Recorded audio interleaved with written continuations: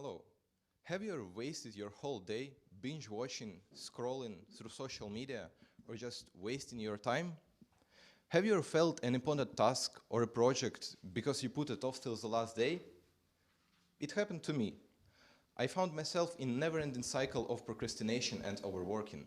I just couldn't help myself but get caught into this vicious circle again and again. Of course, none of the school projects at the time succeeded. I guess we all share the same problem of constant unpunctuality when it comes to doing tasks in advance or just in time. It is really hard to do massive amounts of work or just small tasks up to date and enjoy our day at the same time. Our day has only 24 hours, and sometimes you just don't get that free hour to get the job done in advance. Or we just can't manage our time properly. How do we enjoy our day, meet the deadlines, and even do something in advance? You might say, why do I even need to do something in advance? I'm at the peak of my cognitive performance when minutes slowly fade away, bringing me to the final deadline. Actually, it might work for a couple of times. However, there are some days when the creative part of your brain is just not working. And if this type of a day happens to be on the last day of your deadline, it will be a mess, believe me. I guess it ain't worth taking a risk. The first thing that comes to mind when talking about problems with unpunctuality is the schedule. So, if it's that simple, why aren't people still using it? Why do we need to suffer all this if it's that simple?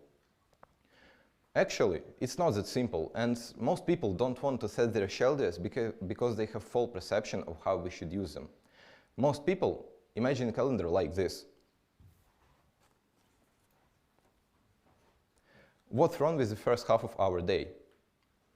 All tasks are planned in advance, and it seems like it is the most productive day someone could ever have. Well, this day could only be possible if you were a robot, not a human. Of course you can work like that for a day or two, but our goal is to find a permanent solution, not a temporary fix. The main problem here is the schedule you see only represents a full working day, without any breaks or activities that you enjoy. You simply cannot enjoy your life in this manner, because we all have hobbies and downtime after all. Furthermore, only a small percentage of people can work like that for more than 2 days without burning out. Your calendar is your close friend with whom you can negotiate and find your perfect balance. It doesn't mean that you need to ignore your responsibilities and just relax. The schedule is your time budget for a day, and you want to spend this 24-hour budget in a way that in the end of the day you can tell yourself, I'm in a better state than I was yesterday. Your goal is to negotiate with yourself, balance work and daily enjoyments, and still complete all your planned responsibilities. Before we start planning, we need to identify our goals for the following day. And I can tell you from my own experience that it is better to write them in advance, as it is much easier to wake up with a feeling of an upcoming routine. The most important part is the beginning of the day. Setting your waking time is crucial because it sets your circadian rhythm for the day. So I would suggest you wake up at the same time every day, whether it's weekends or working days. Plus, waking up at the same time reduces the chance of getting a sleep paralysis. Aside from sleeping, we need to devote some time for our basic needs like eating or taking a shower. Once this step is done, we need to write down our goals because we don't want to flit between all the tasks without a primary goal, as it won't get us anywhere. Once this step is done, our schedule should look like this. Now that our goals are set, we need to kind of choose which task requires more creativity and put it in the first half of our day.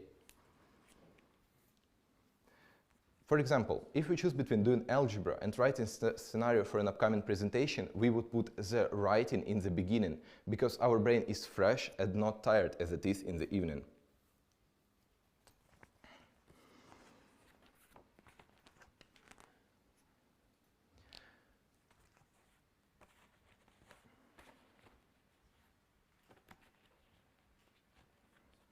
And in my own experience, I don't really succeed doing anything creative in the evening, and I know very few people who can do that.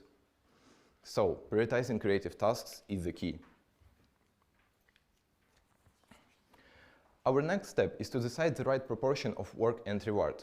You probably notice that it is really hard to focus on one thing for more than 2 hours, because our concentration starts to fade away after approximately 1 hour. And of these 2 hours, you can only work efficiently for 1 hour.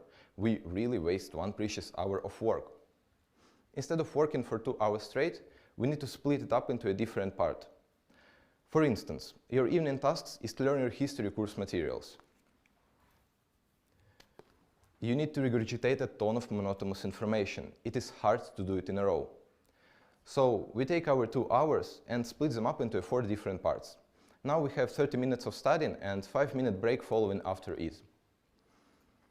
This part you can really do in a way that is comfortable for you. I usually do 30/5 minutes, but you might work 45/5 minutes if you have enough concentration. But the key is a 5-minute pause, as it is enough to refresh our brain, according to psychologist Myrtle Lobdell, who is extremely popular by his Study Less, Study Smart video. Remember that you can move your tasks and even put something off. Try not to overwork yourself. Once this step is done, our schedule should look like this. And it is still missing something: our precious hobbies and relaxations. Actually, this is a pretty efficient and busy example of an evening, but we can still find some time for our hobbies. For example, I really like reading. I have some time left before my bedtime, so I put reading at the end of my day. In general, I would suggest you allocate more active hobbies during the first half of your day. I don't think I need to explain why you don't want to play football 15 minutes before going to bed. Let's recap together. In order to combat unpunctuality, we should set and use our schedule properly. It involves waking up at the same time, prioritizing our goals and tasks, allowing time for our basic needs, providing time for our hobbies, splitting up exceptionally demanding tasks into different parts with little breaks, and most importantly, being honest with ourselves. I've introduced you to the friend of all productive people, the schedule. We have learned all the theoretical aspects of building a proper schedule. Now comes the hardest part of our journey. We need to follow our plan as precisely as possible.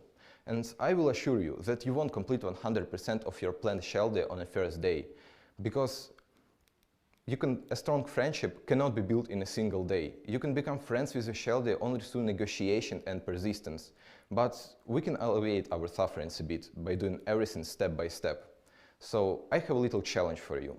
Plan your ideal morning using the pieces of advice I mentioned, and try waking up and going to bed at the same time for the next 7 days. And don't forget to get a sufficient amount of sleep for yourself. I would suggest you sleep at least 8 hours in order to be productive and energetic throughout the day. Watch how this affects your daily routine and mood, and only then try planning your day and evening. And don't forget to set your alarm clock. Thank you for your attention.